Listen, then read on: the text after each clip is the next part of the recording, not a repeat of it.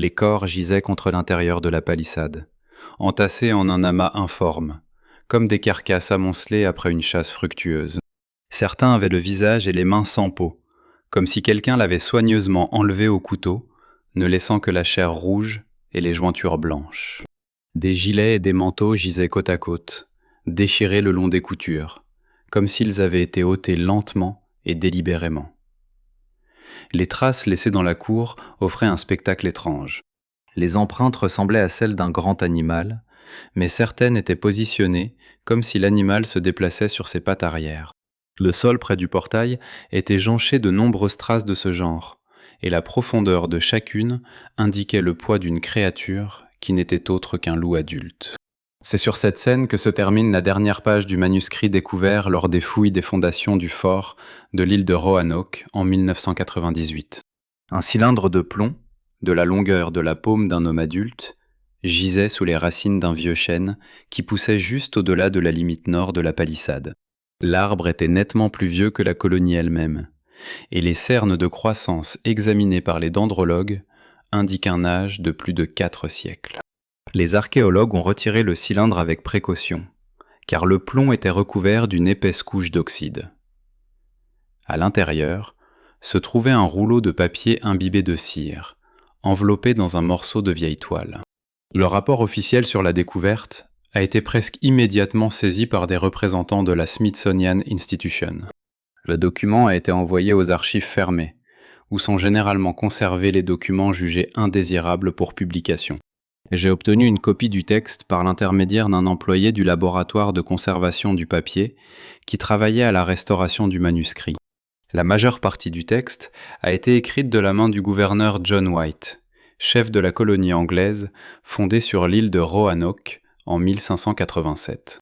Cependant, les dernières pages sont écrites par quelqu'un d'autre. L'écriture se fait plus nette, les lettres s'allongent, les traits tremblent, comme si l'auteur avait écrit dans une pénombre ou avec une main blessée. Le journal ne débute ni par les difficultés initiales de la colonie, ni par une description de la construction du fort. Il commence par le retour du gouverneur après une longue absence. John White quitta la colonie à la fin de l'été 1587.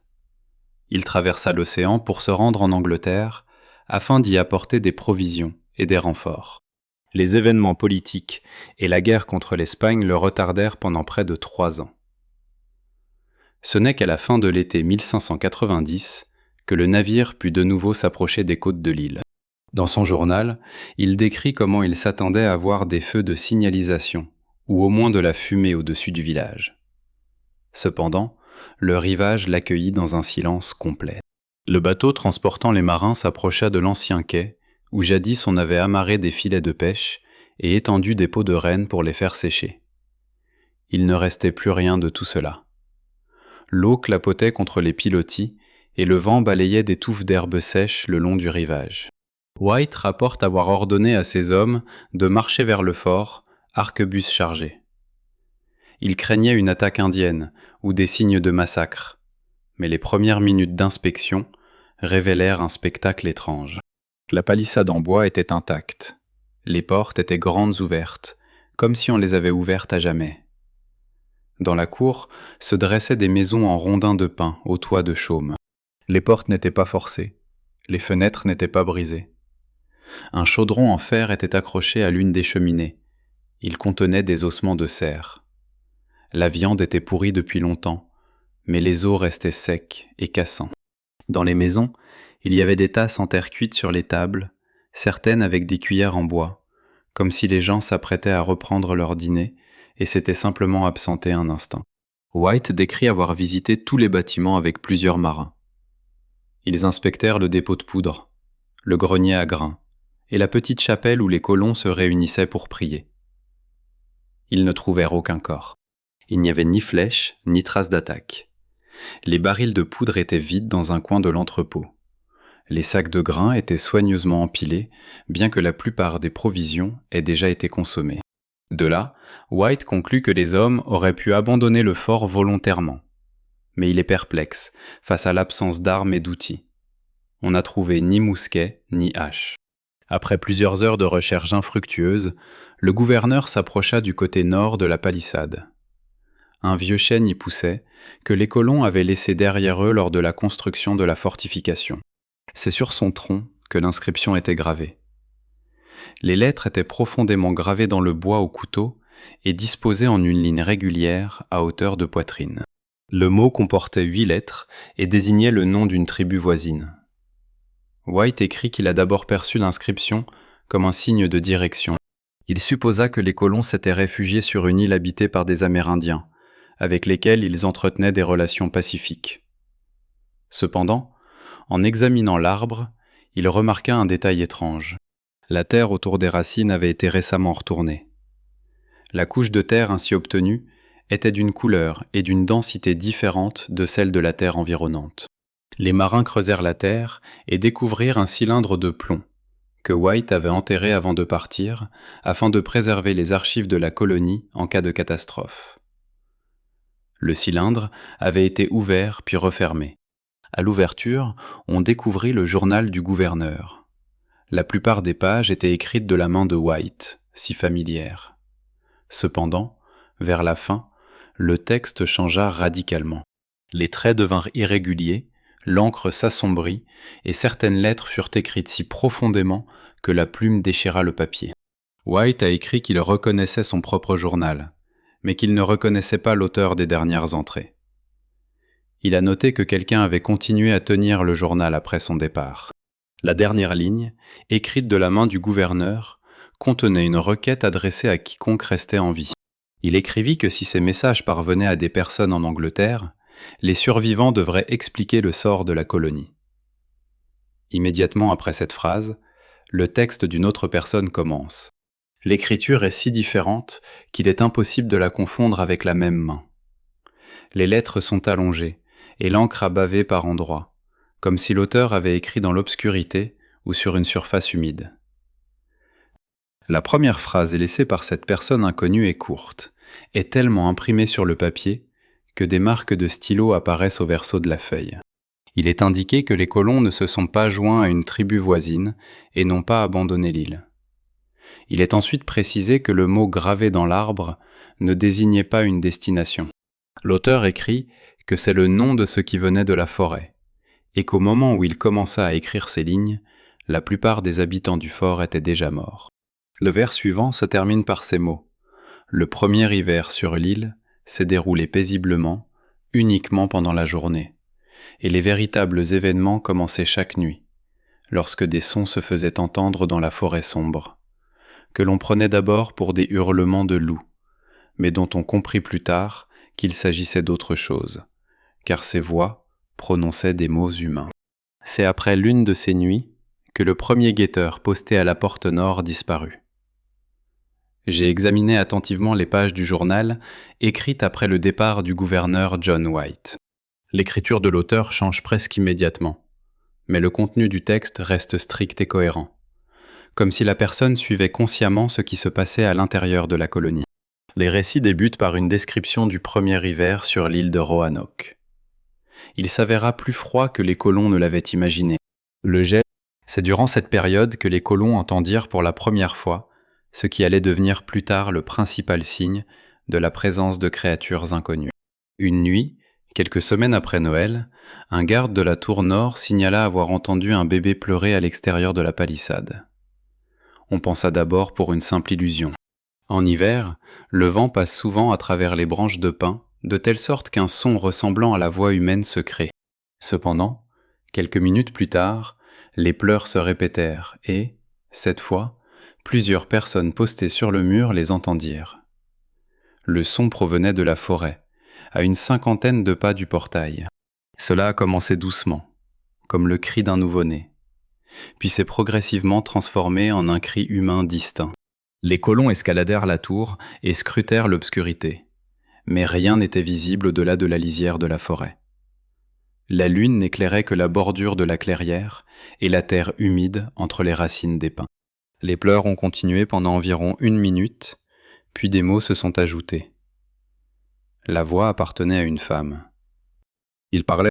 L'auteur du journal note que les mots sonnaient étrangement calmes, presque sans émotion, comme si la personne qui parlait se contentait de reproduire des phrases sans en comprendre le sens. Plusieurs. 3 hommes armés descendirent de derrière le mur et s'avancèrent vers les arbres. Ils avaient parcouru une trentaine de pas depuis le fort lorsque les cris se déplacèrent soudain, plus profondément dans la forêt. Le son ne s'estompa pas. Au contraire, le volume restait le même, comme si la source de la voix s'éloignait avec les gens. Les hommes firent encore quelques pas, mais la distance entre eux et l'orateur invisible demeurait inchangée. Au bout d'un moment, les pleurs cessèrent aussi brusquement que s'ils avaient été coupés net. Ils ne trouvèrent aucune trace sur le sol humide et retournèrent bientôt au fort. La nuit suivante, le phénomène se répéta, mais sous une forme différente. On entendit d'abord à nouveau les pleurs d'un enfant, puis une voix d'homme venue de la forêt appela l'un des colons par son nom. Cet homme, d'après l'auteur du journal, a immédiatement reconnu la voix de son frère, resté en Angleterre. La réaction fut si forte que le colon tenta de franchir la porte, assurant aux autres que son frère s'était retrouvé on ne sait comment sur l'île et avait besoin d'aide. Il a fallu le maîtriser de force, car la voix répétait sans cesse le nom, modifiant légèrement l'intonation à chaque fois, comme si l'orateur cherchait le ton juste. Après cet incident, la surveillance nocturne fut renforcée. 2 hommes furent postés en permanence dans la tour et plusieurs autres, armés d'arquebuses, furent postés à la porte. Cependant, les cris continuèrent presque chaque nuit. Parfois c'était une voix de femme, parfois celle d'un homme, parfois encore les pleurs d'un bébé. Tous ces sons avaient un point commun. Ils parlaient anglais sans le moindre accent, alors qu'il n'y avait aucun établissement européen à des kilomètres à la ronde autour de la colonie. Avec le temps, les gens commencèrent à remarquer une autre tendance. Des voix venues de la forêt répétaient souvent les mots entendus auparavant à l'intérieur du fort. Ce soir-là, un des chasseurs raconta à ses voisins la mort de son fils, noyé lors de la traversée de l'océan. La nuit tombée, alors que les gardes étaient déjà postés en haut de la tour, on entendit dans l'obscurité la voix d'un enfant qui l'appelait par le même nom que celui qu'on lui donnait à la maison. Les mots furent prononcés exactement comme le père les avait prononcés à table. L'auteur du journal souligne que la neige autour des remparts demeura intacte cette nuit-là. Pas un seul animal ne s'approcha de la fortification. Pourtant, la voix semblait provenir de quelqu'un se tenant à quelques pas seulement du portail. Malgré l'alarme, la colonie continua de vivre normalement. Durant la journée, les gens travaillaient à réparer les toits, à sécher la viande et à poser des pièges pour les animaux. Les cris nocturnes commencèrent peu à peu à être perçus comme un phénomène étrange, ne présentant aucune menace immédiate. Cette confiance s'évanouit la nuit où le premier guetteur disparut. Il s'appelait Thomas Ambry, un jeune charpentier qui avait participé à la construction de la tour de la porte nord. Il prit son poste de garde aux alentours de minuit et se posta du côté intérieur de la palissade, tandis que le second garde surveillait la lisière de la forêt depuis la plateforme supérieure de la tour. Un instant, le silence régna, puis la voix revint de la forêt. Cette fois, elle prononça le nom d'Ambry. Le garde posté dans la tour vit l'homme à la porte faire quelques pas vers le mur, comme pour mieux entendre. Après cela, le garde cessa de répondre aux signaux. Lorsque les hommes descendirent, le poste de garde était vide. Son mousquet gisait au sol, près du mur, et au-delà de la palissade, des traces commençaient à se dessiner dans la neige molle, s'enfonçant dans la forêt sombre. L'auteur du journal note que ces traces ne ressemblaient pas à des traces humaines. Elles étaient trop longues et disposées par paires, comme les empreintes des pattes arrière d'un grand animal, qui se dirigeait droit vers les arbres. Les extraits de journal suivants débutent immédiatement après la disparition du sentinelle Thomas Embry. L'auteur écrit que les recherches ont commencé dès qu'il est devenu évident que la sentinelle n'était pas revenue à son poste. Plusieurs hommes sortirent des portes, munis de torches et d'arquebuses, guidés par des empreintes dans la neige. Ces empreintes étaient en effet étranges. Ils marchaient en ligne, presque droite vers la forêt, à grands pas, comme si la créature faisait de longs sauts ou de très grandes enjambées. Aucune empreinte de pattes n'était visible aux alentours. L'animal semblait se déplacer uniquement sur ses pattes arrière. Le groupe suivit la piste sur une centaine de pas, après quoi elle disparut soudainement dans une clairière sous les pins. Plus loin, la surface était recouverte d'aiguilles tombées, et il devenait impossible de déterminer la direction du mouvement. Les hommes firent plusieurs fois le tour des arbres voisins, mais ne trouvèrent aucune trace de lutte ni de sang. Ils regagnèrent donc rapidement le fort. Les 2 jours suivants se déroulèrent sans autre incident. Les cris nocturnes provenant de la forêt ne cessèrent pas, mais personne d'autre ne disparut. Les colons commencèrent à évoquer la possibilité d'une attaque par un prédateur inconnu, mais la plupart pensaient que Thomas Ambry avait simplement pu se perdre dans l'obscurité et mourir dans le marais. L'auteur du journal note que l'atmosphère dans le village restait tendue, mais pas encore paniquée. Les habitants avaient renforcé leur vigilance et évitaient de s'aventurer hors des murs après la tombée de la nuit. La 3e nuit, suivant la disparition du guetteur, un événement survint qui changea radicalement l'attitude des colons face à la situation. Vers minuit, le garde de la tour aperçut une silhouette à la porte nord. L'homme se tenait de l'autre côté de la clôture, immobile. La lumière de la torche ne permettait de distinguer qu'une silhouette générale. L'auteur du journal écrit que la silhouette était voûtée, la tête baissée, comme si elle était très fatiguée ou blessée. Lorsque les gardes l'appelèrent, elle ne répondit pas. L'un des hommes, posté sur le rempart, reconnut alors le pourpoint de Thomas Ambry à ses vêtements. On en conclut que le guetteur disparu avait réussi, d'une manière ou d'une autre, à s'échapper de la forêt et à regagner le fort. Cependant, l'homme à la porte se comportait étrangement. Il restait immobile et vacillait légèrement, comme s'il essayait de garder l'équilibre sur un sol inégal. L'auteur du journal note que ses bras pendaient trop bas, presque jusqu'aux genoux. Lorsqu'un des colons lui demanda le mot de passe, la silhouette resta muette. Elle leva lentement la tête, mais même du haut de la tour, il était difficile de distinguer son visage dans l'obscurité. Pendant quelques minutes, les gens hésitèrent, n'osant pas ouvrir les portes. Finalement, l'un des colons les plus âgés décida qu'il serait trop cruel de laisser son homme dehors dans le froid et ordonna qu'on le fasse entrer. Les lourdes portes du portail s'ouvrirent et 2 hommes sortirent pour accueillir la sentinelle qui revenait. Dès qu'ils furent à quelques pas l'un de l'autre, l'un d'eux remarqua que la démarche d'Ambry semblait anormale. Les genoux étaient pliés à un angle inhabituel, et le dos était arqué, comme si la colonne vertébrale avait perdu sa forme naturelle. Lorsqu'on approcha l'homme de la lumière de la torche, on constata que son visage était presque entièrement couvert de sang. Son gilet était également imbibé d'un liquide sombre qui avait séché et noirci. À ce moment-là, un des colons tendit la main pour soutenir l'épaule d'Ambry. L'auteur du journal écrit que ce qui suivit fut un mouvement qu'on ne pouvait confondre avec un comportement humain. La silhouette se redressa brusquement, et le tissu du pourpoint dans le dos se déchira aux coutures, révélant une poitrine longue et étroite, recouverte d'une courte fourrure grise. La tête tourna trop vite, presque par à-coups, et à la lueur du feu, il devint clair que le visage qu'ils avaient pris pour celui d'Ambry pendait anormalement lâchement sur le crâne, comme si un morceau de peau avait simplement été tendu sur une autre tête. L'homme le plus proche eut à peine le temps de crier, avant que la créature ne le frappe de son long bras. Le coup fut si violent que l'homme tomba au sol, et la peau du visage de la créature glissa sur le côté, révélant un museau allongé avec une bouche étroite et de longues dents. À ce moment-là, les colons réalisèrent qu'ils n'avaient laissé entrer aucun humain dans le fort.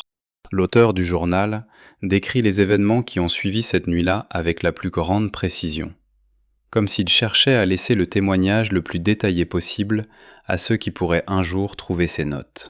Lorsque la créature se redressa et que la peau du visage de Thomas Ambry se détacha de sa tête, il devint clair que ce qui se tenait devant le peuple n'était ni un homme ni une bête connue.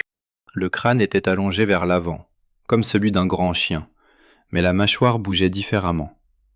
La lèvre supérieure se relevait excessivement, dévoilant de longues dents, et la mâchoire inférieure s'ouvrait presque jusqu'au niveau de la poitrine.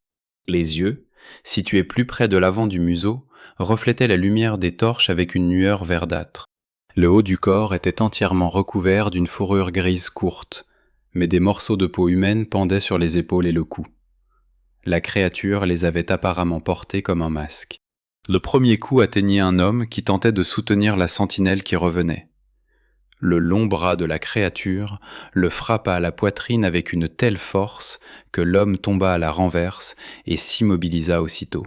Le second colon tenta de lever son arquebuse, mais la bête fut plus rapide. Elle fit un petit bond en avant, attrapa l'homme par l'épaule et le jeta à terre.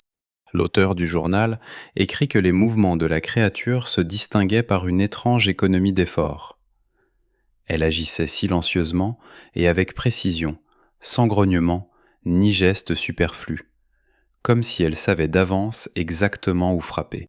Un des gardes postés sur le rempart tira à bout portant. La poudre crépita et la balle atteignit la créature au flanc. Le coup le fit reculer de quelques pas, mais au lieu de tomber, la créature pivota brusquement et franchit la porte d'un seul bond. À cet instant, la panique s'empara d'elle. Plusieurs personnes se précipitèrent pour fermer les portes, tandis que les autres tiraient depuis les remparts. La créature se déplaçait plus vite que n'importe quel humain. Il se reposait sur ses pattes arrière, mais lorsqu'il accélérait, il touchait parfois le sol avec ses longs membres antérieurs, qui se terminaient par des doigts munis de griffes recourbées. L'une de ces griffes laissa une profonde entaille, presque de la longueur de la paume de la main, sur le portail. Malgré la blessure par balle, la bête continua d'avancer à sa vitesse habituelle. Il saisit le second colon blessé et lui trancha la gorge d'un seul geste, puis lâcha le corps et s'éloigna brusquement. Le détail suivant de l'enregistrement est particulièrement important. L'auteur indique la hauteur de la palissade qui entourait le fort. Le mur était construit en épais troncs de pin et atteignait environ 5 fois la taille d'un homme.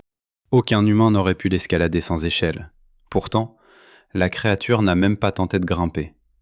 Elle a pris son élan et a littéralement basculé par-dessus le bord du mur. Les gardes postés dans la tour virent son corps suspendu dans les airs un instant, puis disparaître derrière le mur extérieur de la fortification. Lorsque les hommes coururent vers le mur et regardèrent en bas, ils ne virent rien dans l'obscurité, hormis les branches des pins qui se balançaient. Un silence pesant s'installa alors dans le fort. 3 corps gisaient au sol. L'un est mort sur le coup, le deuxième a été tué par une rupture de la gorge, et le troisième, inconscient, est décédé peu après des suites de blessures internes. En examinant le lieu de l'attaque, les colons découvrirent un autre détail qui les fit finalement abandonner l'idée qu'il s'agissait d'un animal ordinaire. Le visage de Thomas Ambry gisait au sol, près du portail.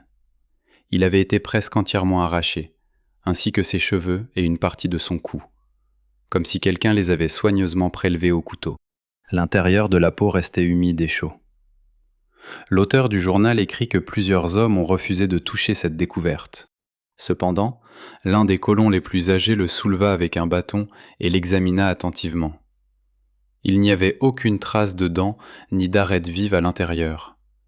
La peau avait été séparée nette, comme par une incision chirurgicale. À ce moment-là, un des gardes signala avoir de nouveau entendu des voix venant de la forêt. Les hommes escaladèrent le mur et aperçurent des silhouettes sombres qui vacillaient à la lisière des arbres. Ils ne s'approchèrent pas, mais restèrent debout entre les troncs des pins et émettaient parfois de petits sons. À plusieurs reprises, le nom de Thomas Ambry surgit à nouveau des ténèbres, prononcé par la même voix que les colons avaient entendu les nuits précédentes. Ce n'est qu'à ce moment-là que tous comprirent que cette voix appartenait à la créature qui avait arboré son visage quelques minutes auparavant.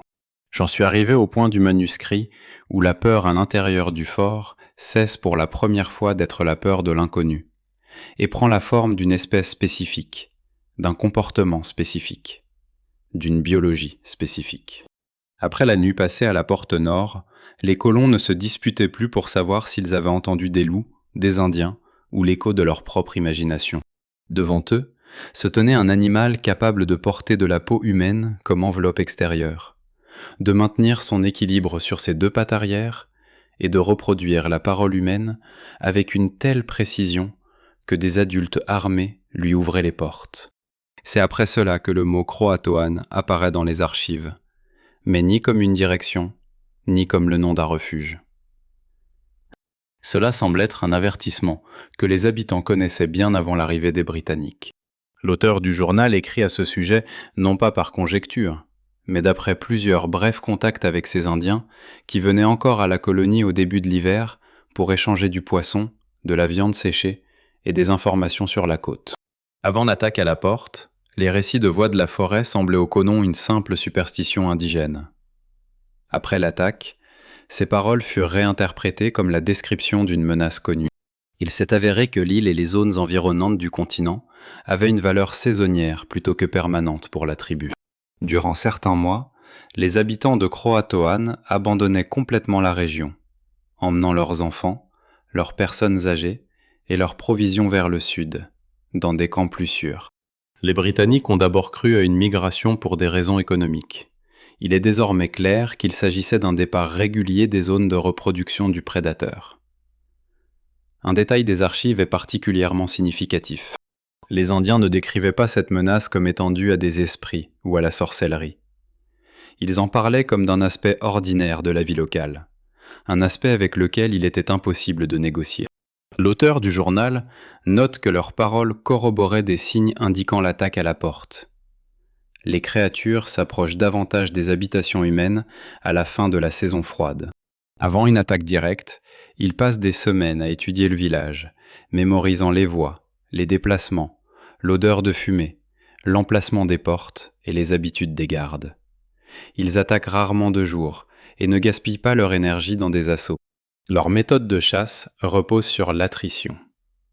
Ils testent d'abord quels individus peuvent être attirés par leurs cris. Puis, ils essaient des noms individuels. Et enfin, ils envoient un faux signal au reste de la colonie pour qu'ils reviennent. Si une colonie est assez imprudente pour ouvrir ses portes une seule fois, la meute repensera alors sa tactique et agira comme un ennemi entraîné. J'ai comparé ces notes séparément avec 3 éléments mentionnés dans les documents joints. Le premier concerne des marques de griffes sur la porte nord et la poutre supérieure de la palissade. Les indentations sont disposées parallèlement et la distance qui les sépare correspond à celle de longs doigts et non à celle d'une patte animale. Le second élément fait référence à une description médicale du loup prétendument tué. Même dans la terminologie ultérieure, les chercheurs n'ont pas osé qualifier la carcasse d'humaine ou de primate, bien que la structure de la main, du bassin et du larynx ne correspondent pas à l'anatomie des canidés. Le troisième, il est explicitement indiqué que la structure complexe du cartilage et des cavités des voies respiratoires supérieures aurait pu agir comme un résonateur acoustique et permettre la reproduction d'une large gamme de sons, y compris la parole humaine. Au XVIe siècle, cela aurait paru une obsession diabolique. Pour tout zoologiste, il s'agit d'un mécanisme de chasse spécialisé. Le ton du journal change après cette conclusion. L'auteur ne cherche plus à savoir de quoi il s'agit. Il tente de déterminer combien d'entre eux rôdent autour du fort, et pourquoi les habitants n'ont pas averti les Britanniques plus directement. La réponse est probablement simple, et donc particulièrement déplaisante. Les Indiens avaient prévenu. Ils parlaient simplement une langue que les colons refusaient de considérer comme exacte. Quand on leur a dit que, durant cette saison, la forêt se mettait à parler de voix humaines, les Anglais ont cru entendre un conte. Quand on leur a dit que, durant ces mois, il ne fallait pas répondre à un appel venant de l'obscurité, ils ont cru entendre une superstition. Lorsque le nom Croatoan était prononcé avec prudence, ils le prenaient pour le nom d'un peuple amical, plutôt que pour un mot associé aux prédateurs eux-mêmes. Il existe un passage dans le manuscrit où l'auteur écrit, presque avec une froide fureur, que l'erreur ne résidait pas dans l'écoute, mais dans la traduction. Ils arrivèrent sur une île où les habitants connaissaient depuis longtemps le programme de la chasse de l'étranger, et avaient néanmoins construit un fort précisément sur son itinéraire. Après l'attaque à la porte, les colons commencèrent à allumer davantage de torches la nuit, et interdirent formellement à quiconque de quitter l'enceinte sans autorisation. Mais à ce moment-là, la meute avait déjà obtenu ce qu'elle voulait. Elle a vérifié les portes, observé l'ordre des gardes, entendu les cris des blessés et appris quelle était l'odeur de la cour après une panique. Le témoignage le plus court et le plus terrifiant de ces pages ne consiste pas en des descriptions de cadavres, ni en des plaintes concernant la peur. L'auteur note seulement que, le lendemain matin, des restes des vêtements de Thomas Ambry, soigneusement disposés, ont été retrouvés à la lisière de la forêt, mais qu'il n'y avait aucune trace de peau humaine à proximité. Cela signifiait que la première tentative d'infiltration du prédateur avait réussi et que la suivante serait mieux préparée. Après la nuit passée à la porte nord, la vie à l'intérieur du fort changea du tout au tout. L'auteur du journal écrit que les gens ont cessé de percevoir la forêt comme une partie ordinaire du monde environnant. La lisière de la forêt devint alors la frontière, au-delà de laquelle l'ennemi rôdait, ayant déjà exploré la colonie et entamé une chasse active. La première décision prise par les colons les plus âgés concerna le régime de garde. La garde nocturne fut doublée et des arquebuses chargés étaient constamment postés sur les tours. Des torches brûlaient en permanence aux portes, veillant à ce qu'aucun mouvement près de la palissade ne soit laissé dans l'obscurité. Cependant, après seulement quelques nuits, il devint évident que les créatures n'avaient aucune intention de répéter leur erreur précédente. Les enregistrements montrent qu'après l'attaque initiale, elles ne s'approchaient plus directement des murs. Ils prirent donc position dans les bois, à une 50aine ou une 60aine de pas du fort. Dans l'obscurité entre les troncs d'arbres, on apercevait parfois des silhouettes, se déplaçant lentement et presque silencieusement. Les colons tirèrent sur ces formes, mais aucun coup de feu ne produisit d'effet visible. Après chaque salve, le silence retombait dans la forêt, puis les voix réapparaissaient. Ces voix devinrent peu à peu l'arme principale de la meute. L'auteur du journal décrit comment elles commençaient presque toujours de la même manière. Au début, on entendait les pleurs d'un enfant, brefs et intermittents, comme ceux d'un enfant qui a froid ou qui est perdu. Après quelques minutes, les pleurs se muèrent en murmures. Tantôt c'était une voix de femme, tantôt une voix d'homme, mais ils prononçaient presque toujours des noms familiers. Les créatures se souvenaient manifestement du langage des habitants du fort et l'utilisaient pour chasser. L'un des récits décrit une nuit où 3 voix différentes se firent entendre simultanément dans la forêt. L'une d'elles appelait une femme qui vivait dans la partie sud du village. La deuxième voix répéta le nom d'un vieux pêcheur qui avait perdu son fils en traversant l'océan. La troisième voix récita les paroles de la prière que les colons avaient récitée dans la chapelle ce soir-là. L'auteur remarque que les 3 sons semblaient si proches et si naturels que plusieurs personnes se sont instinctivement approchées du portail, malgré l'interdiction. Dès lors, la fatigue a commencé à miner la discipline. Les gens ne dormaient presque plus. Les gardes restaient en faction toute la nuit et, le jour, devaient entretenir les fortifications et chercher de la nourriture. Au bout de quelques jours, beaucoup commencèrent à se plaindre d'hallucinations auditives. Certains affirmaient entendre des voix, alors que d'autres n'entendaient rien. L'auteur du journal relate un incident au cours duquel un des colons a tenté d'escalader le mur de nuit, affirmant que sa propre fille l'appelait dans la forêt. Il fallut retenir la jeune fille de force à l'intérieur de la maison pour l'empêcher d'entendre son nom appelé dans l'obscurité. Pendant ce temps, les créatures restaient presque invisibles. Ce n'est que de temps à autre que les gardes remarquaient des mouvements parmi les arbres. Les silhouettes paraissaient disproportionnellement longues, et parfois, elles semblaient se tenir debout, comme des personnes. Mais dès qu'une torche était pointée sur eux, ou qu'un coup d'arquebuse était tiré, les silhouettes disparaissaient. L'auteur en conclut que ces créatures possèdent une excellente vision nocturne et restent délibérément hors de la zone éclairée. Quelques semaines après la première attaque, les colons commencèrent à trouver d'étranges traces près des murs du fort. Le matin, de petits objets étaient découverts près de la palissade. Il s'agissait parfois de morceaux de tissu, parfois d'ossements humains dépouillés de leur chair. Selon un témoignage, une main humaine aurait été trouvée un matin à la porte. La peau avait disparu et les doigts étaient soigneusement redressés, comme s'ils étaient préparés pour un usage ultérieur. L'auteur du journal note qu'il n'y avait ni sang ni trace de lutte à proximité du lieu de la découverte.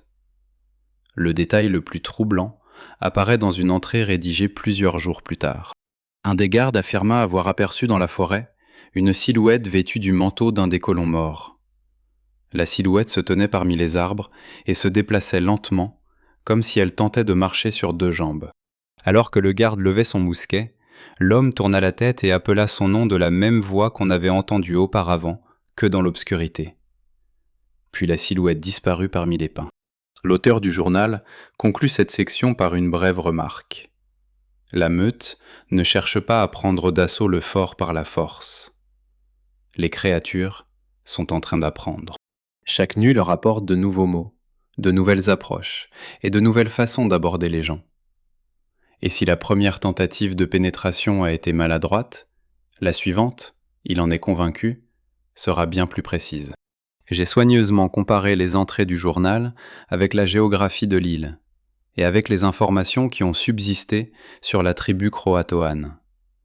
À un certain stade du siège, l'auteur du texte commence à décrire non seulement les événements qui se déroulent à l'intérieur du fort, mais aussi les raisons pour lesquelles la colonie s'est retrouvée dans une telle situation. Ces pages sont particulièrement importantes, car c'est ici que figure l'explication de l'inscription gravée dans le bois du mur nord. Jusqu'alors, les colons considéraient cela comme une indication de la direction de l'île voisine. Mais la personne qui a tenu les registres après le gouverneur White affirme directement le contraire.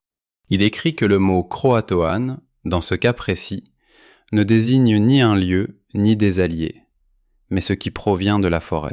Cette idée lui est venue après une conversation avec 2 Indiens venus au fort en automne pour échanger du poisson et de la viande séchée. L'auteur souligne qu'à l'époque, les colons avaient rejeté ces propos, les considérant comme de simples superstitions indigènes. Cependant, à présent, ces mêmes propos commençaient à dessiner un tableau précis. Les Amérindiens disaient que la forêt de cette région n'avait pas toujours été habitée par l'homme. À certaines périodes de l'année, des créatures apparaissaient, qu'ils désignaient par le même mot qu'ils gravaient ensuite dans l'arbre. Les habitants de Croatoan les connaissaient depuis longtemps, et, par conséquent, ne restaient jamais sur l'île à la fin de la saison froide. Ils se sont déplacés vers le sud, avec leurs enfants et leurs provisions, laissant les terres désertes jusqu'à ce que le danger soit passé. L'auteur du journal souligne que les Amérindiens ne décrivaient pas ces créatures comme des esprits ou des démons. Ils en parlaient comme d'animaux, certes inhabituels. D'après eux, il s'agit d'une meute de prédateurs capables de marcher sur leurs pattes arrière et d'imiter les sons humains. Leur principal atout n'est pas la force, mais leur capacité à tromper l'oreille. Ils commencent par observer les gens et mémoriser leurs voix. Ensuite, ils utilisent ces voix pour attirer leur proie hors de leur cachette. Si la proie résiste, la meute continue d'attendre et d'apprendre. Le journal rapporte que les Indiens avaient averti les colons de ne pas rester sur l'île pendant ce qu'ils appelaient le temps des voix. Cependant, les Anglais n'ont pas pris cet avertissement au sérieux. Pour eux, les histoires d'animaux parlant en mots humains semblaient être de simples légendes. Après une nuit passée aux portes de la colonie et les cris qui ont suivi, provenant de la forêt, l'auteur de l'enregistrement admet que la colonie s'est retrouvée en plein cœur d'un territoire que les habitants locaux considéraient depuis longtemps comme dangereux. Un détail est particulièrement troublant. Les Amérindiens affirmaient que ces créatures n'attaquaient pas toujours immédiatement. Il leur arrivait de rester près d'un village pendant des semaines, à l'étudier. Ils mémorisent l'emplacement des portes, le nombre de gardes et les noms les plus fréquemment entendus. Ce n'est qu'ensuite que la meute passe à l'action. L'auteur du journal conclut que les premiers cris nocturnes entendus par les colons en hiver pourraient correspondre précisément à ce stade d'observation. En comparant ces informations avec ce qui s'est passé à la porte nord, il arrive à une autre conclusion. L'attaque de la créature portant la peau de Thomas Ambry n'était pas une attaque aléatoire perpétrée par une seule bête. Il s'agissait d'un test. La créature se laissait observer et même tirer sur les gens afin d'étudier leurs réactions et leur comportement. Suite à cela, le groupe a changé de tactique et a cessé de s'approcher directement des murs. Cette hypothèse est confirmée par d'autres observations. Le journal indique qu'après cette nuit-là, les cris provenant de la forêt devinrent plus complexes. Parfois, les voix conversaient entre elles, répétant de courtes phrases que les colons avaient entendues à l'intérieur du fort pendant la journée. Parfois, des mots s'élevaient des ténèbres, prononcés par les mêmes voix que celles de personnes déjà décédées. Jour après jour, il devenait évident que ces créatures ne se contentaient pas d'imiter des sons. Ils apprennent à les utiliser à bon escient. L'auteur conclut cette section par une brève remarque. Au milieu de l'hiver, la plupart des personnes à l'intérieur du fort avaient cessé de douter des paroles des Indiens. Les colons comprirent qu'ils étaient entrés sur le territoire d'un prédateur qui ne se pressait pas d'attaquer, car il était confiant dans l'issue de la chasse. Et l'inscription sur l'arbre près du mur nord devint le seul avertissement pour ceux qui pourraient un jour venir sur cette île après eux. J'ai continué à lire le manuscrit, et il est progressivement devenu clair que les événements autour du fort s'étaient transformés en un véritable siège, même si aucune des créatures n'essayait plus d'escalader la palissade. Après la nuit passée à la porte nord, le comportement des créatures changea radicalement. Elles cessèrent de s'approcher des murs et restèrent dans l'obscurité de la forêt, à quelques dizaines de pas des fortifications. Les gardes apercevaient parfois des mouvements entre les troncs de pin, mais chaque fois les silhouettes disparaissaient avant qu'on puisse les voir. Parfois, des yeux se reflétaient dans les flammes, mais le plus souvent, seule leur voix trahissait la présence de la meute. Les nuits s'allongeaient et s'alourdissaient. Au début, on entendait les pleurs d'un enfant venant de la forêt. Cela commença doucement, comme un bébé figé, incapable de pleurer. Au bout de quelques minutes, les pleurs se muèrent en paroles humaines. Tantôt une voix de femme, tantôt une voix d'homme. Il demanda de l'aide, appela des noms familiers, et répéta des phrases que les colons avaient prononcées pendant la journée à l'intérieur du fort. À plusieurs reprises, des prières s'élevèrent des ténèbres, presque identiques à celles récitées ce soir-là dans la chapelle. Les êtres firent preuve de patience. Ils ne se précipitèrent pas vers les portes, ni n'essayèrent de briser les troncs. Au lieu de cela, ils restèrent des heures durant parmi les arbres à discuter. Les voix semblaient si proches qu'on aurait dit que la personne était juste derrière le mur. À plusieurs reprises, les gardes ont juré avoir entendu des pas juste devant la palissade, mais lorsque les torches ont éclairé le sol, ils n'y ont trouvé aucune trace fraîche. Au bout de quelques semaines, la fatigue commença à perturber l'ordre au sein du fort. Les gens ne dormaient presque plus. Durant la journée, ils devaient réparer les maisons, sécher la viande et surveiller les provisions. La nuit, les gardes écoutaient les cris provenant de la forêt. Certains colons commencèrent à entendre des voix, alors que d'autres n'entendaient rien. Un homme prétendait que sa mère décédée l'appelait. Un autre a tenté d'escalader le mur à plusieurs reprises, affirmant que son enfant pleurait dans la forêt. La nuit la plus difficile fut celle où une silhouette humaine apparut pour la première fois dans l'obscurité. On entendit d'abord à nouveau les cris d'un enfant. Puis une voix féminine annonça qu'un homme blessé gisait près du fort, ensanglanté. Peu après, un corps apparut dans l'obscurité. Il gisait au sol, précisément dans la ligne de lumière des torches. Au premier abord, on aurait dit un homme qui tentait de ramper vers la porte, se hissant lentement à l'aide de ses bras. Plusieurs hommes postés sur le rempart ont pensé qu'il pouvait s'agir d'un des chasseurs qui s'était retrouvé, d'une manière ou d'une autre, à l'extérieur du fort. Un des gardes était déjà descendu et avait saisi le verrou, dans l'intention d'ouvrir la porte. Il fut arrêté au dernier moment. On décida d'attendre l'aube et de ne prendre aucun risque. La silhouette au sol resta immobile pendant près d'une heure. Par moments, elle semblait bouger faiblement, comme un blessé qui tentait de se relever. Mais soudain, un mouvement vint briser cette impression. Le corps se redressa lentement et se releva. La silhouette était trop allongée pour être humaine. Il recula de quelques pas, se retourna et disparut parmi les arbres. Le matin, les hommes examinèrent le sol près du mur. Il y avait effectivement des empreintes de pas, mais aucune ne ressemblait à des empreintes humaines. Le sol humide a conservé de longues empreintes de pattes postérieures largement espacées, comme si la créature avait fait de grandes enjambées. À proximité, des marques étaient visibles, là où un corps avait gisant au sol, comme celui d'une personne blessée. Après cette nuit-là, il devint évident que les créatures ne se contentaient pas d'imiter des voix. Ils observent les gens et apprennent peu à peu leur comportement. Les voix commencèrent à utiliser non seulement les noms des colons vivants, mais aussi ceux de ceux qui étaient déjà morts.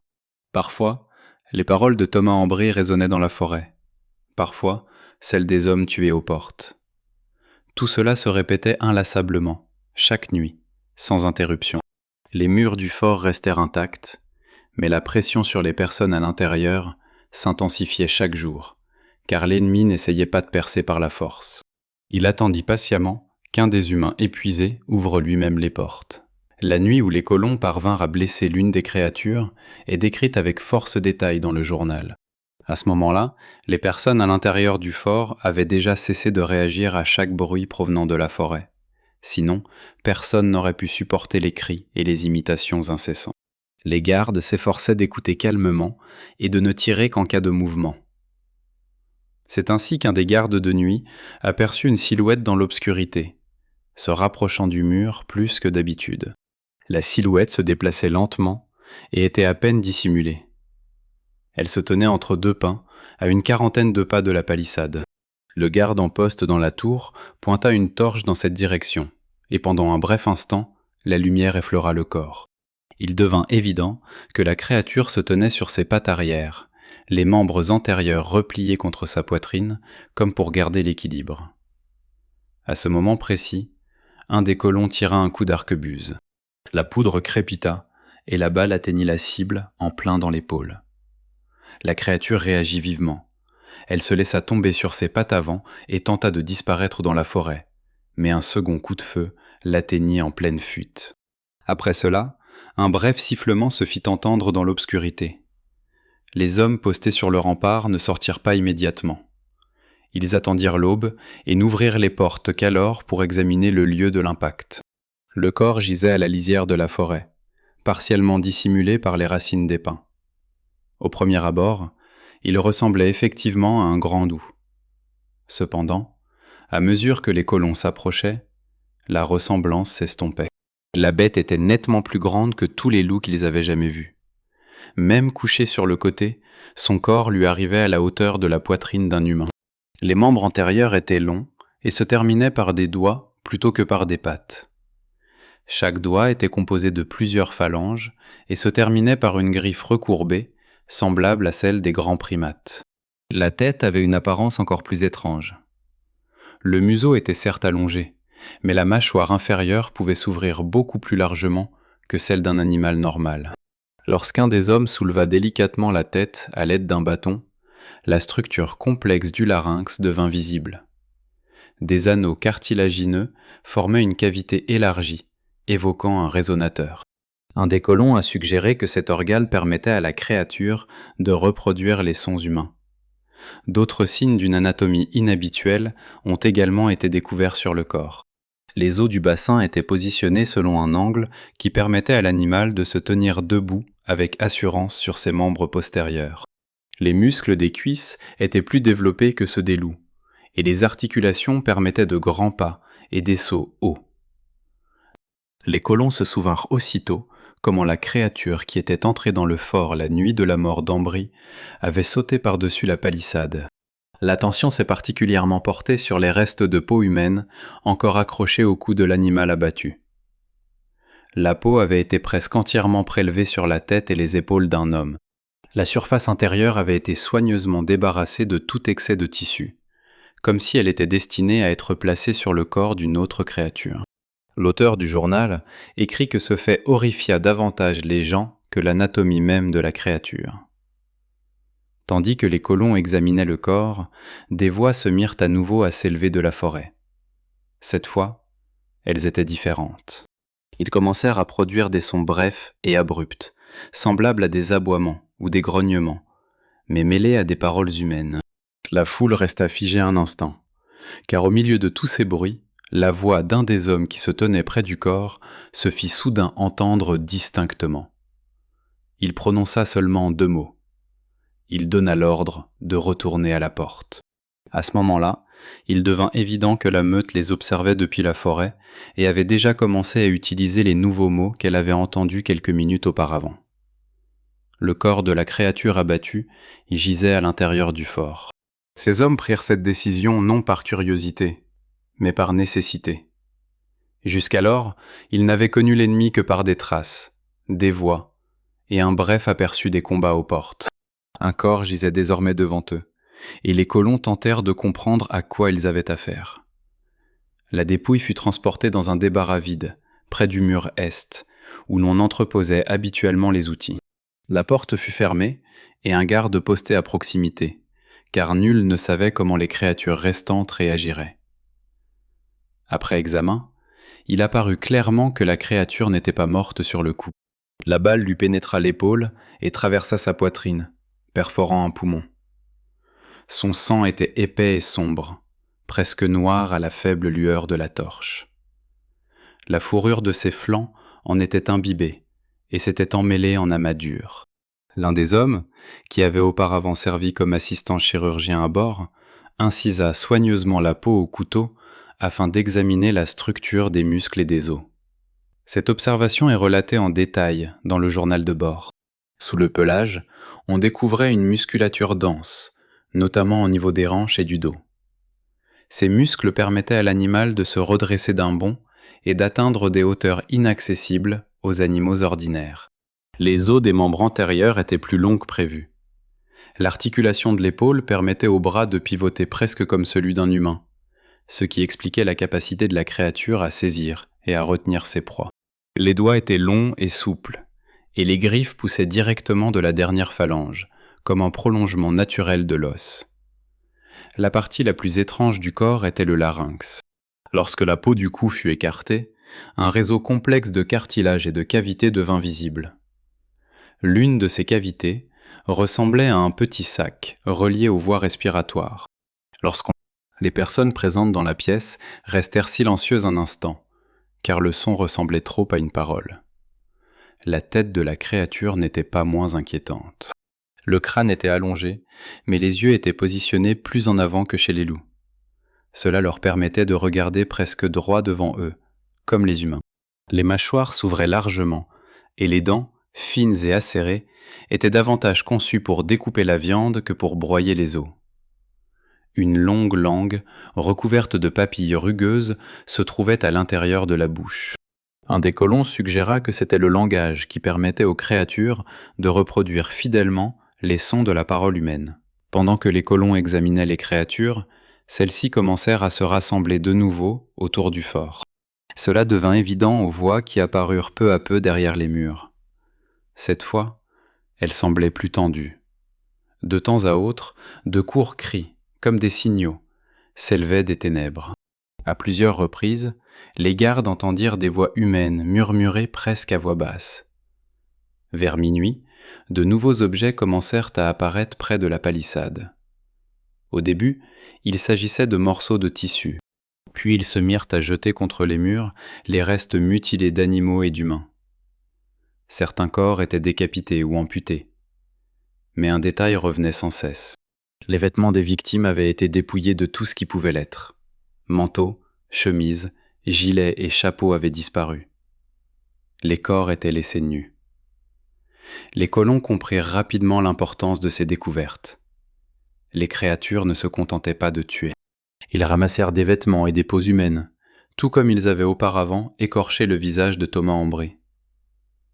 Le diariste écrit qu'après cela, un sentiment nouveau s'installa dans le fort, un sentiment plus oppressant encore que la peur. On commença à comprendre que la meute se préparait à bien plus que de simples attaques aléatoires aux portes. L'ennemi apprenait à parler avec des voix autres que celles des humains. Il a progressivement rassemblé tout ce qui lui permettait d'avoir une apparence humaine. Après que des corps mutilés et des lambeaux de vêtements aient commencé à être jetés au pied des murs du fort, il devint clair au sein de la colonie que la meute avait changé sa méthode de chasse. Auparavant, les créatures avaient tenté d'attirer les gens hors de la fortification grâce à leur voix. Désormais, elles se préparaient à faire l'inverse. Ils rassemblèrent tout ce qui leur permettrait d'approcher la porte, afin que les gardes postés sur le rempart voient devant eux, non pas des animaux, mais des silhouettes humaines. Les premiers signes de cette nouvelle tactique apparurent quelques nuits après l'examen de la créature abattue. Les gardes postés dans les tours remarquèrent des mouvements dans la forêt, différents des silhouettes aperçues précédemment. Parfois, des silhouettes ressemblant à des personnes vêtues de longs manteaux apparaissaient furtivement entre les arbres. Ils se déplaçaient lentement et n'approchaient pas les murs, mais à chaque apparition, ils ressemblaient de plus en plus à des corps humains. Au début, les colons crurent à une illusion d'optique. Les nuits devinrent pesantes, le sommeil était rare, et nombreux étaient ceux qui se plaignaient d'étranges ombres dans l'obscurité. Pourtant, les apparitions ne tardèrent pas à se reproduire. Plusieurs gardes ont rapporté indépendamment avoir aperçu la silhouette d'un homme coiffé d'un chapeau à la lisière de la forêt. Lorsque les torches ont éclairé la clairière, la silhouette a disparu, comme si elle se retirait entre les arbres. Quelques jours plus tard, l'une de ces silhouettes s'approcha. Elle s'arrêta à une 50aine de pas de la palissade et resta immobile un long moment. Elle portait effectivement une longue cape, semblable à celle que portaient les colons. À un moment donné, la silhouette leva lentement la main et fit un geste qui ressemblait à un signal. L'un des gardes faillit faire le même geste, car il lui était familier. C'était ainsi qu'ils appelaient les gens à la porte à leur retour de la chasse. Quelques secondes plus tard seulement, les hommes postés sur le rempart remarquèrent que les bras de la silhouette étaient trop longs, et ses épaules étrangement désaxées. Le garde leva son mousquet et fit feu. La silhouette se mit à trembler brusquement et disparut aussitôt dans l'obscurité. Seuls quelques lambeaux de tissu furent retrouvés au sol, près de la lisière de la forêt. Ils furent plus tard identifiés comme appartenant au gilet d'un des colons décédés. Chaque jour, leur nombre augmentait. Parfois on en voyait 2 ou 3 à la fois. Elles marchaient entre les arbres sur 2 jambes, mais leurs mouvements n'étaient pas ceux d'humains. Les pas étaient trop longs, et le corps se penchait parfois en avant, comme s'il s'était habitué à une autre façon de bouger. Cependant, dans l'obscurité, ces détails étaient difficiles à percevoir. Les voix, elles aussi, avaient changé. Désormais, de brefs ordres, semblables aux mots que les colons utilisaient eux-mêmes lors de leur tour de garde, parvenaient parfois de la forêt. Les créatures les répétaient presque parfaitement. À plusieurs reprises, les gardes ont entendu des signaux familiers, qui servaient habituellement à signaler l'approche d'un bateau ou d'un groupe de personnes. Une nuit, des voix s'élevèrent des ténèbres, signalant qu'un détachement approchait du fort par la mer. Ce fut le premier espoir pour la colonie. Certains pensaient que le navire du gouverneur était enfin rentré, et que ses hommes avaient débarqué. Cependant, ceux qui gardaient les tours remarquèrent rapidement une anomalie. Les voix provenaient de la forêt, non de l'eau. Et surtout, des silhouettes se déplaçaient parmi les arbres, vêtues de manteaux et de chapeaux ayant appartenu aux colons disparus. Il devint alors évident que la meute se préparait pour la phase finale de la chasse. Les créatures avaient déjà appris à imiter les voix humaines, et tentaient maintenant d'imiter l'apparence humaine.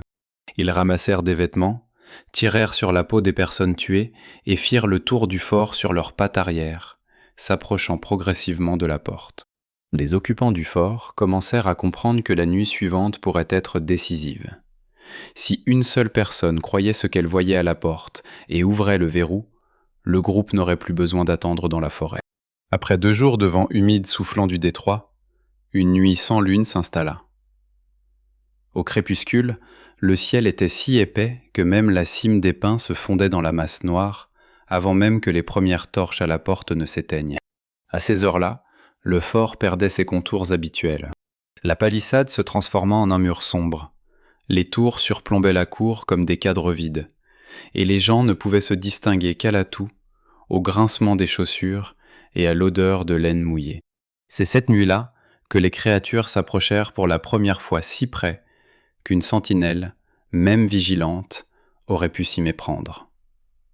D'abord, de la forêt ne montèrent ni cris ni hurlements, mais le bruit familier d'une formation militaire. On pouvait entendre les pas lourds de plusieurs personnes marchant sur le sol humide, le cliquetis occasionnel du fer sur le bois et les voix étouffées d'hommes qui semblaient parler à voix basse, essayant de ne pas donner l'alerte prématurément. Le bruit ne provenait pas de l'eau, mais de la lisière nord de la forêt, ce qui ne fut pas immédiatement remarqué. Après des semaines de privation de sommeil et d'innombrables imitations, les habitants du fort ne faisaient plus confiance ni à leur ouïe, ni à leur mémoire, ni même à leurs propres yeux. Lorsque des rumeurs venues des ténèbres annoncèrent le retour de provisions et l'ordre d'ouvrir les portes aux leurs, plusieurs personnes présentes dans la cour décidèrent que les secours étaient enfin arrivés sur l'île. J'ai relu ce passage avec une attention toute particulière, car ce n'est pas le ton qui change dans les notes, mais la densité même de l'observation. Ce qui est décrit n'est pas un sentiment d'horreur, mais une suite de détails. Il y avait au moins 6 silhouettes qui se tenaient à la porte. Ils marchaient sur 2 jambes, formaient une file irrégulière, comme des hommes fatigués après le débarquement, et portaient les longs manteaux les chapeaux et les gilets qui avaient appartenu aux colons morts. Les torches n'atteignaient pas tout à fait leur visage. Aussi la première impression fut-elle la plus dangereuse. Il semblait que les Anglais aient approché le fort après un long voyage le long de la côte. L'une des silhouettes leva même la main, comme le faisaient les marins, exigeant que la porte soit ouverte immédiatement et qu'on ne perde pas de temps en question. Mais lorsque les silhouettes pénétrèrent dans le halo de lumière vacillante, le mensonge commença à se défaire de ses coutures. Le bord du chapeau de l'homme le plus proche était trop bas, presque à hauteur des yeux, comme si la tête en dessous était étirée vers le haut et vers l'avant. La cape qui recouvrait son dos ne tombait pas à plat contre le tissu, mais formait des angles aigus sur ses omoplates. Les manches paraissaient courtes car elles laissaient apparaître des mains aux doigts anormalement longs. L'une des silhouettes s'arrêta de côté, et l'on vit alors clairement un instant que ses genoux se pliaient dans un plan différent de celui d'un être humain. Cela se dissimulait lorsqu'on marchait, mais à l'arrêt, l'erreur était flagrante. Le pire, c'était la peau. Plusieurs visages ne paraissaient humains que de loin. À la lueur du feu, il devint évident que le masque était trop serré aux tempes et trop lâche au menton. Sur l'une des créatures, la joue s'était décollée et avait glissé vers le bas, révélant une fourrure grise sous la fente. L'autre gardait la tête baissée, de sorte que la ride de son visage étranger pendait de son museau comme un chiffon mouillé. Mais même dans cet état, il continuait à parler avec les voix correctes. L'un cria le nom de l'homme sur la tour, un autre celui du charpentier près des boulons. Un troisième annonça d'une voix rauque que les bateaux avaient fait naufrage, que les hommes étaient blessés et qu'il n'y avait pas le temps de vérifier. Un mouvement se déclencha dans la cour. Ceux qui n'étaient pas sur le rempart ne distinguaient pas aussi bien la clairière et n'entendaient que des voix familières. Plusieurs femmes sortirent de leur maison. 2 hommes traînèrent une lanterne de rechange jusqu'à la porte. Quelqu'un a dit que des êtres humains ne pouvaient pas rester aussi longtemps sous la pluie et qu'ils ne pouvaient pas laisser les leurs dehors jusqu'au matin. On a aussitôt rétorqué que les voix provenaient de la forêt et que les secours ne pouvaient pas venir de la terre ferme. La dispute n'était pas bruyante, mais elle portait cette lassitude qui pousse à croire n'importe quelle version, pourvu que la nuit prenne fin. Les créatures l'avaient compris. Ils cessèrent de rester immobiles et firent quelques pas en avant, ne se cachant plus. À présent, ils étaient presque entièrement visibles. Des capes dissimulaient leurs torses, des chapeaux couvraient le haut de leur tête, et les visages des victimes, arrachés de leur crâne avec leurs cheveux, étaient tirés en arrière comme des masques rudimentaires. Le bas d'un des gilets s'est déchiré, et en dessous, on apercevait une patte arrière, avec un long tibia et une articulation tordue. Mais c'est à ce moment précis que la créature la plus proche parla avec la voix de Thomas Ambry, assassiné, disant que les hommes du gouverneur se tenaient sur le rivage et que si les portes n'étaient pas ouvertes immédiatement, la moitié des blessés se viderait de leur sang avant l'aube. Puis, des ténèbres qui se cachaient derrière les silhouettes de tête, d'autres voix s'élevèrent. Elles se mirent à parler aussitôt, comme un petit groupe irrité par l'attente à la porte. Sur la tour, un garde s'était déjà dirigé vers l'escalier pour descendre. En contrebas, 2 hommes ont saisi le verrou et l'ont aussitôt relâché, car la silhouette la plus grande a émergé de la rangée de faux sauveurs et s'est avancée droit dans la lumière. Le large manteau s'ouvrit, et il n'y avait aucun corps humain en dessous. Un torse étroit, recouvert de fourrure grise, se déplaçait. De longs membres antérieurs étaient pressés contre l'estomac, et sur le cou pendait un torse humain entier, recouvert d'un morceau de peau, porté comme un tablier. La créature s'arrêta, inclina la tête et, de sa voix basse et presque sèche, répéta le même ordre d'ouvrir la porte. Après cela, les autres silhouettes s'avancèrent également, et il devint évident qu'aucun secours n'était parvenu au fort. Une caravane qui avait appris à transporter des gens depuis l'extérieur s'approcha des remparts. Après la nuit passée à la porte, lorsque la meute s'approcha pour la première fois de la palissade vêtue des vêtements des morts, la dernière chose qui maintenait encore l'ordre dans la colonie disparut à l'intérieur du fort. Jusque-là, les colons avaient vécu dans la peur, mais la peur laissait encore place au calcul. À présent, le calcul était terminé. Les gens n'avaient pas dormi depuis tant de nuits d'affilée qu'ils ne parvenaient plus à distinguer les erreurs d'audition des véritables mouvements près du mur. Les voix venant de la forêt ne cessait jamais, pas même pendant 1 heure. Même en plein jour, certaines personnes pensaient qu'à l'arrière des maisons, quelqu'un les appelait par leur nom, murmurait des prières, ou pleurait d'une voix d'enfant au puits. Plusieurs personnes ont commencé à dire qu'une mort lente par manque de sommeil et par faim était pire que de sortir de la base armée. D'autres exigeaient que le verrou reste fermé jusqu'au bout, car toute conversation avec l'obscurité était déjà vaine. Le soir du lendemain, la dispute avait dégénéré en hostilité ouverte. Presque tous les hommes capables de manier un mousquet s'étaient rassemblés au mur nord.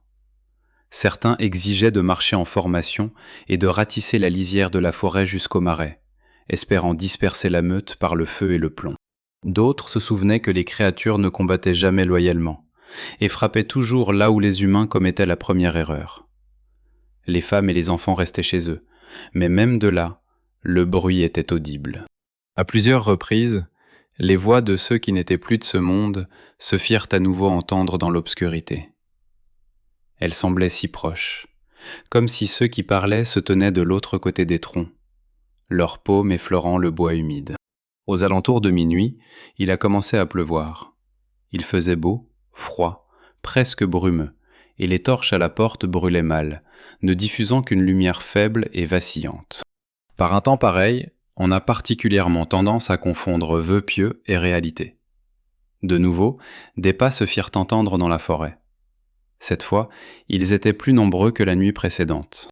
On pouvait entendre les pas d'un groupe entier, comme si un détachement de personnes marchait vers le fort sans formation, fatigué après un long voyage. On entendit alors une voix appeler le nom du gouverneur White et annoncer que des bateaux étaient arrivés de la mer et que des hommes avaient été envoyés aux portes avec l'ordre de les ouvrir immédiatement. Presque aussitôt, une autre voix ajouta qu'il y avait des blessés sur le rivage et que l'hésitation était fatale. Cela suffit. L'un des colons, qui n'avait pratiquement pas dormi depuis plusieurs semaines et qui avait perdu sa femme lors d'une expédition nocturne pour aller chercher de l'eau, fut le premier à s'approcher du boulon. Ils ont essayé de l'arrêter, mais il s'est mis à crier que la situation ne pouvait pas empirer et que si les hommes de White se trouvaient réellement derrière les portes, alors le fort était en train de se détruire par lâcheté. Un autre homme le rejoignit, puis un troisième. Ceux qui avaient encore toute leur lucidité se précipitèrent vers la porte, tentant de retenir la lourde poutre. Une bousculade se produisit dans l'étroit passage autour des portes. Des gens se bousculèrent, quelqu'un tomba, une torche laissa tomber une torche, et la lumière dans la cour s'éteignit aussitôt. Dehors, la conversation reprit. Les voix ne suppliaient plus, elles imploraient. Ils répétèrent les ordres habituels que les gardes eux-mêmes avaient utilisés au retour des chasseurs, ce qui rendit la scène encore plus dangereuse. À un moment donné, un des hommes à l'intérieur du fort a crié qu'il reconnaissait la voix de son frère. Il a alors saisi le boulon avec une telle force qu'il l'a arraché des mains de son voisin. La poutre en bois glissa de ses fixations. Les portes tenaient encore, mais uniquement grâce à la pression des personnes à l'intérieur. Ce qui suivit fut rapide et presque silencieux. La porte s'ouvrit à la largeur d'une épaule, et dans cet interstice pénétra aussitôt un long membre gris aux doigts semblables à ceux des humains, mais beaucoup trop fins et longs. Elle agrippa le bord de la porte et tira le bois vers elle. Les charnières grincèrent. Les personnes les plus proches ne voyaient pas devant elles des gens en cape, mais des museaux allongés sous une peau flasque, de la fourrure humide sur la poitrine et les orbites vides de visages extraterrestres étirés sur des crânes. Puis la rangée de créatures a fait irruption à l'intérieur. Pas une seule n'a grogné. C'était là l'horreur suprême. Ils agissaient comme une meute entraînée, habituée à repérer les points faibles du corps humain. Les 3 premiers arrivés à la porte furent tués presque aussitôt. L'un eut la gorge arrachée d'un coup sec. L'autre eut le ventre transpercé de griffes et fut jeté de côté pour ne pas gêner le passage. Le troisième fut mis à terre, et sa cape aussitôt arrachée, comme si les vêtements avaient une quelconque valeur aux yeux des assaillants. D'autres suivirent la première vague. Ils se déplaçaient sur leurs pattes arrière, mais dans la cour exiguë, il leur arrivait de se laisser tomber sur leurs pattes avant, ce qui les rendait encore plus rapides. J'ai relu plusieurs fois la description de la chute du fort de l'intérieur. Les humains n'ont pas été vaincus par l'assaut. Ils ont eux-mêmes ouvert une brèche pour l'ennemi, et la meute n'a fait que saisir l'opportunité qu'elle préparait depuis des semaines. La dernière phrase de cette page indique qu'après les premières victimes, les créatures ne se sont pas précipitées pour poursuivre tout le monde en même temps. Certains restèrent à la porte, maintenant le passage ouvert, tandis que les autres commencèrent à se disperser dans la cour par petits groupes, comme s'ils connaissaient d'avance l'emplacement des maisons, de l'entrepôt et de la poudrière. Cela signifiait qu'à cette heure-là, ils connaissaient mieux le fort que nombre de ses habitants. Lorsque les portes furent abattues et que la première vague de la meute pénétra dans la cour, la résistance s'effondra presque instantanément. Ceux qui se trouvaient le plus près de l'entrée moururent dans les premières secondes. Les autres se précipitèrent vers les maisons, l'entrepôt, la chapelle, partout où le bois et les portes fines pouvaient, au moins un instant, faire office de mur. En vain. Les créatures ne se précipitaient pas autour du camp à la recherche de proies et n'attaquaient pas au hasard. Ils se déplaçaient dans le fort comme s'ils savaient d'avance où dormiraient les femmes, où étaient gardés les enfants, où étaient rangés les outils et où était stockée la poudre à canon. C'est ce détail qui frappe le plus dans les dernières pages du manuscrit. L'ennemi n'a pas simplement percé les lignes ennemies. Il a pénétré dans un espace qu'il maîtrisait déjà. Aucun cri ne résonnait dans la cour, contrairement au bruit habituel d'un massacre. Ceux que la meute tuait en premier n'avaient souvent même pas le temps de crier. Les créatures frappaient à la gorge, sous la mâchoire inférieure, dans la partie molle de l'abdomen, puis se retiraient aussitôt vers une autre cible. Plusieurs corps furent retrouvés plus tard contre un mur, l'artère carotide soigneusement sectionnée. Le sang coulait à flot, mais il n'y avait presque aucune trace de lutte. Les gens n'étaient pas déchirés par la rage. Ils furent rapidement neutralisés, après quoi une partie de la meute commença à traîner les corps vers le centre de la cour. Il ne s'agissait pas d'une chasse au sens traditionnel du terme, mais plutôt d'une collecte de matériel. La description de ce qui est arrivé aux morts immédiatement après le meurtre est particulièrement terrifiante. Les créatures furent dépouillées de leurs capes, de leurs manches coupées, de leurs chapeaux extraterrestres et des morceaux de peau mouillés qu'elles portaient sur la tête et les épaules. Mais dès qu'une autre personne tombait, un ou deux animaux accouraient aussitôt vers le corps et commençaient à le dévêtir. Ils agissaient avec rapidité et habileté. Les gilets étaient déchirés aux coutures à l'aide de griffes, les chemises étaient arrachées et les chaussures retirées en les saisissant par le tibia. Sur certains corps, on a découvert plus tard de nettes entailles circulaires à la naissance des cheveux et aux poignets. Cela signifiait que la meute, même pendant l'attaque, continuait de récolter des peaux pour fabriquer de nouveaux masques. Dans ce carnage général, personne ne courut vers la maison, ni ne tenta de forcer le portail. Le vice-gouverneur, celui-là même qui avait écrit les dernières pages, comprit immédiatement qu'il n'était plus possible de tenir bon. Il vit comment les créatures se dispersaient dans la cour et comment certaines d'entre elles, sans s'arrêter près des corps, se dirigeaient droit vers l'endroit où se trouvait la poudrière. C'était un bâtiment bas, partiellement enterré, aux murs épais, où étaient stockés les principaux approvisionnements de poudre sèche et une partie du plomb. Il y parvint, verrouilla la lourde porte avec la barre intérieure et se mit à écrire dans l'obscurité, à l'aide des restes d'une bougie et des braises de la mèche. Ces lignes montrent qu'à l'intérieur de la cave, il comprit d'abord l'essentiel. La meute ne se comportait pas comme un rassemblement de bêtes assoiffées de sang. Elle distribuait les rôles. Certains gardaient les portes, d'autres fouillaient les maisons, d'autres encore s'occupaient des corps. D'après les bruits extérieurs, il était clair qu'ils échangeaient de brefs signaux. Ce n'étaient pas de simples cris ou des aboiements incohérents. Le bruit avait un rythme et était répétitif. Après chaque signal de ce genre, l'activité dans la cour changeait. Si un cri humain retentissait quelque part, 2 ou 3 personnes accouraient aussitôt. Si une porte tombait, d'autres s'y précipitaient.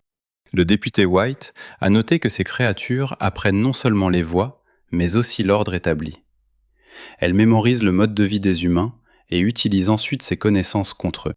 Depuis la cave, il entendit des pas à l'entrée, des grattements de griffes sur du bois et quelqu'un dehors qui essayait de lui ordonner d'ouvrir la porte d'une voix humaine.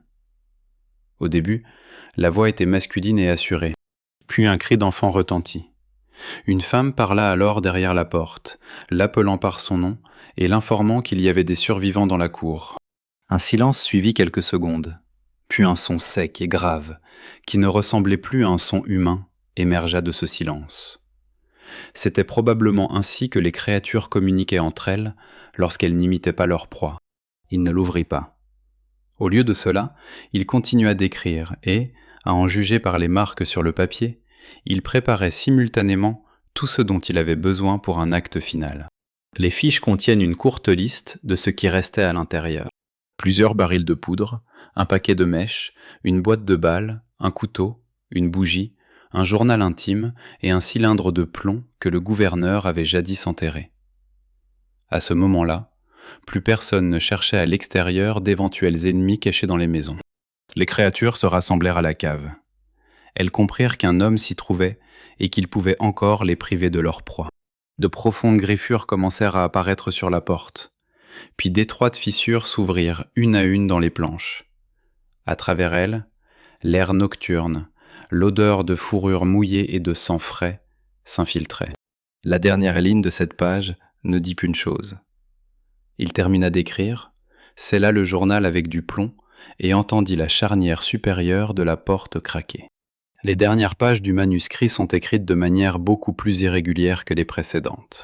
L'encre a bavé par endroits, et plusieurs lignes sont écrites de biais, comme si la personne les avait écrites en tenant la feuille d'une main et en écoutant les bruits extérieurs. À partir de ce moment, l'enregistrement passe d'une description de ce qui se passe dans la cour à un récit cohérent de ce qu'il fait à l'intérieur de la poudrière et pourquoi. Dehors, on n'entend plus aucune voix humaine. Les imitations utilisées par la meute tout l'hiver ne sont plus nécessaires.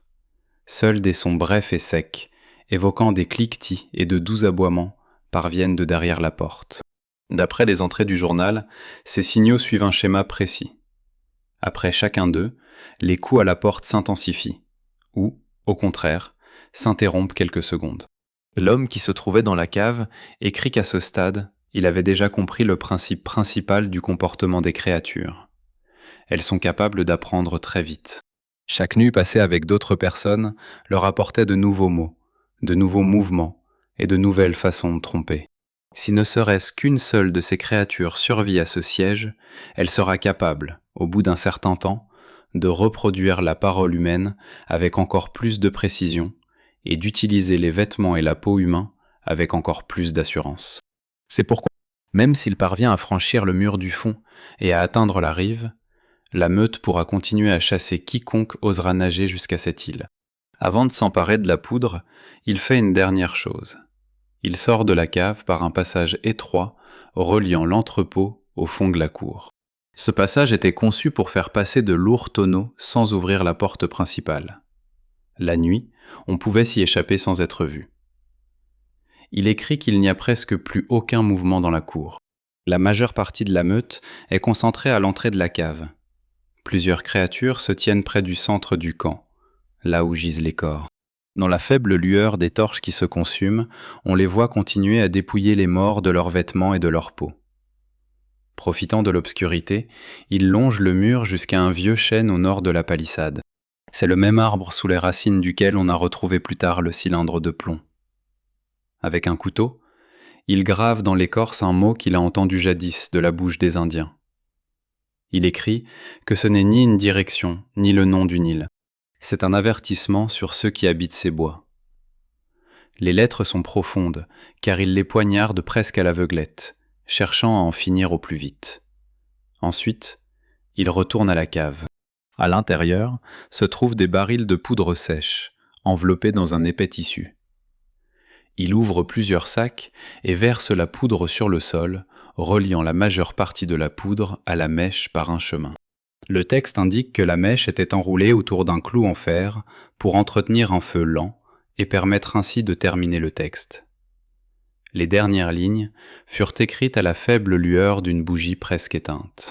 À ce moment-là, le bruit à l'extérieur est devenu assourdissant. Les créatures ont compris qu'il se passe quelque chose d'important à l'intérieur. Le bruit des griffes et des dents qui s'abattent sur le bois s'intensifie. De longs doigts dépassent des fissures des planches. À plusieurs reprises, des voix humaines s'échappent des fissures. L'une tente d'ordonner qu'on ouvre la porte. Une autre parle avec la voix d'un enfant. mais on perçoit déjà une certaine précipitation dans ces sons. Le sac sent la poudre. La dernière entrée du journal est très brève. Elle indique que si le navire s'approche à nouveau de l'île de Roanoke, il faut lire l'inscription sur l'arbre et ne pas chercher de colonie à cet endroit. Après cette ligne, l'écriture s'interrompt brusquement. La bougie était apparemment déjà éteinte. Le rapport archéologique que j'ai pu consulter se termine par une description technique des dégâts subis par les fondations du fort. Des traces d'une puissante explosion et des restes de bois calcinés ont été découverts dans le sol sous la partie nord du camp. Le rayon de destruction correspond à la détonation de plusieurs barils de poudre. Un seul objet intact a été retrouvé parmi les décombres. Un cylindre de plomb contenant un journal intime, qui se trouvait sous les racines du chêne et a survécu à l'explosion, ainsi que l'avertissement gravé dans son écorce.